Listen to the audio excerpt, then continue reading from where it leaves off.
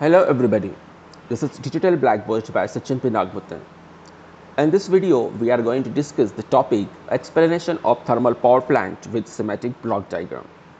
Now we know that thermal power plant or any power plant is a place where generation of electricity takes place.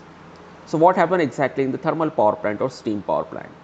So in thermal power plant or steam power plant, the heat energy of coal combustion gets converted into electrical energy. So this is the basic concept behind thermal power plant or steam power plant. That is, heat energy of coal combustion is getting converted into electrical energy. So here we are using coal as a fuel. Okay, so coal is used as a fuel in thermal power plant or steam power plant. So what exactly happens? So we know that whenever we want to generate electrical power, we require a machine, and that machine is called as generator or alternator. Now generator and alternator is a machine which converts mechanical energy into electrical energy. So mechanical energy is required to rotate the turbine.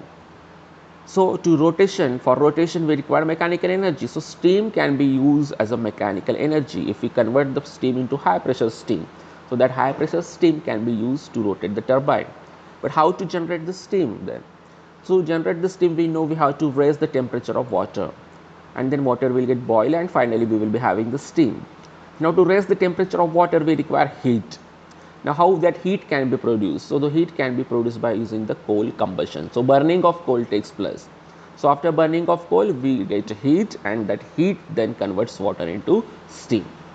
So what exactly happened in the thermal power plant? So we will take a look at the schematic block diagram.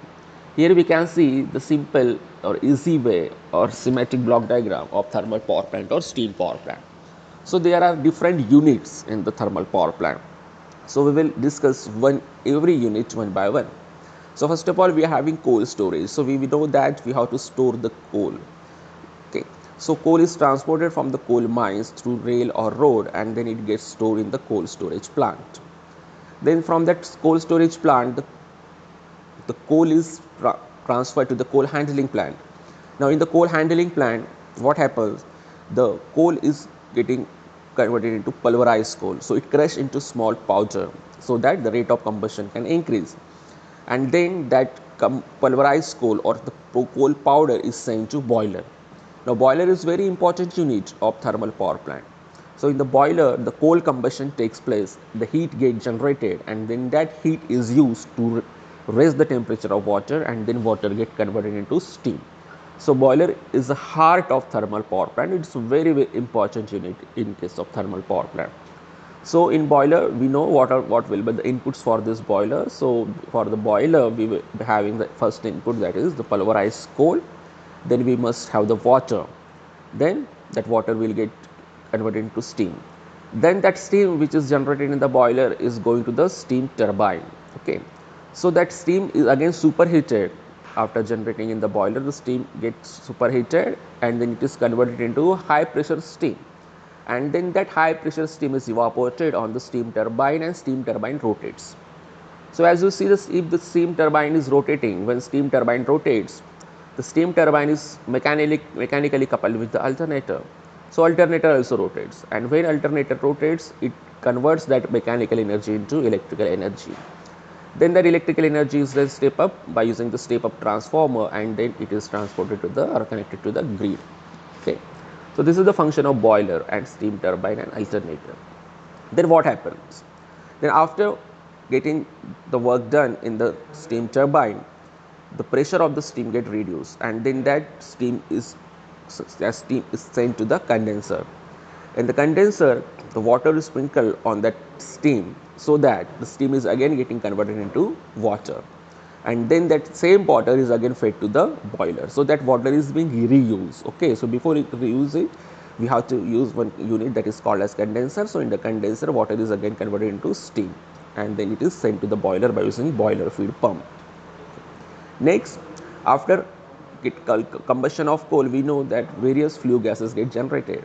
So that flue gases has to be taken care of. And also, after the coal combustion, the ash get generated. So we have to take care of that ash also. So that's why the ash from the boiler is transported to the ash handling plant, where the proper disposal of ash takes place. Okay. Now there are certain units which increases the efficiency of thermal power plant. So the first unit is called as air preheater and then economizer. So what happened?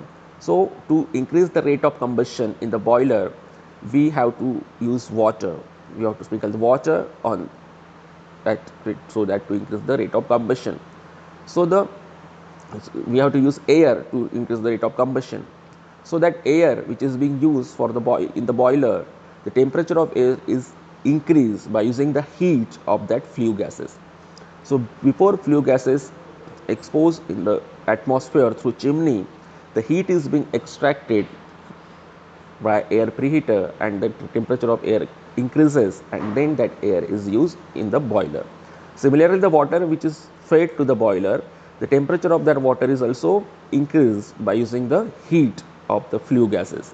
So basically, economizer and air preheater, these two units increases the efficiency. They extract the heat from flue gases so that the rate of combustion increases. Okay.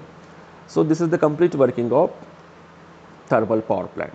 So this is the schematic block diagram, and the simple block diagram is given here. So here the water can be taken from river or lake. So always you will find the river or lake beside thermal power plant. So I hope you understand the basic concept behind thermal power plant or steam power plant. Okay. So please like, share and subscribe. For any query you can contact sachinnagbute@gmail.com. Thank you very much.